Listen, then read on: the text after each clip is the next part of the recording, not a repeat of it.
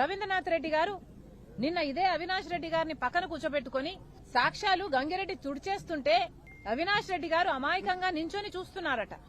ఎందుకు అమాయకంగా చూస్తున్నారు సార్?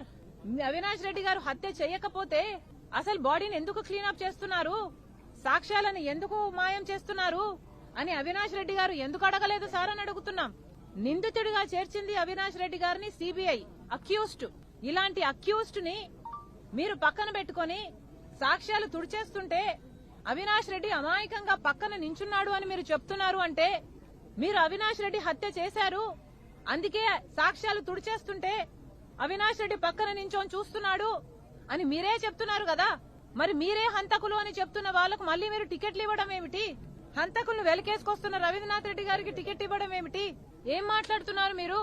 నేను తెలంగాణలో పార్టీ పెట్టాను, ఆ తర్వాత ఇక్కడికి వచ్చాను అని నా సొంత మేనమామే మాట్లాడుతున్నాడు అంటే, అయ్యా మేనమామ గారు, నేను తెలంగాణలో పార్టీ పెట్టింది ఒక నియంతను దించడానికి. నా పని అక్కడ అయిపోయింది. కేసీఆర్ అనే నియంతను దించేశాం.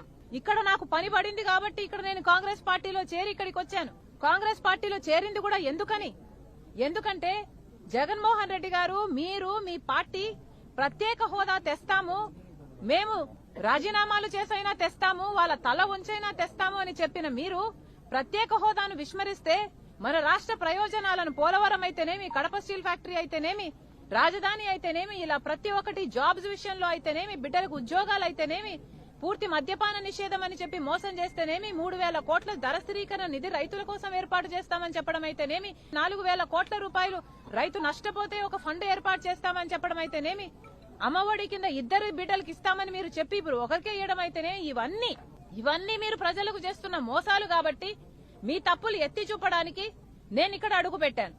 అంతేకాదు ఈ కడప జిల్లా, కడప పార్లమెంటుకు నేను పోటీ చేస్తున్నది కూడా మీరు ఇలాంటి హంతకులను వెనకేసుకొస్తున్నారు కాబట్టి మళ్లీ ఇలాంటి హంతకులు అవినాష్ రెడ్డి ఇలాంటి సిబిఐ అక్యూజ్డ్ అని చెప్తున్న వీళ్లకు మళ్లీ మీరు టికెట్ ఇచ్చి వాళ్ళ అధికారాన్ని పెంచి వాళ్ళని మళ్లీ చట్టసభలకు పంపిస్తుంటే తట్టుకోలేక, రాజశేఖర రెడ్డి గారి తమ్ముణ్ణి అంత ఘోరంగా చంపితే ఇంత అన్యాయం జరుగుతుంటే తట్టుకోలేక ఈ రోజు రాజశేఖర రెడ్డి బిడ్డ నిలబడింది. కడప జిల్లా ప్రజలందరూ కూడా అప్రమత్తంగా ఉండండి. మళ్లీ ఇలాంటి నాయకులకు ఓట్లేస్తే ఇవే మళ్లీ జరుగుతాయి.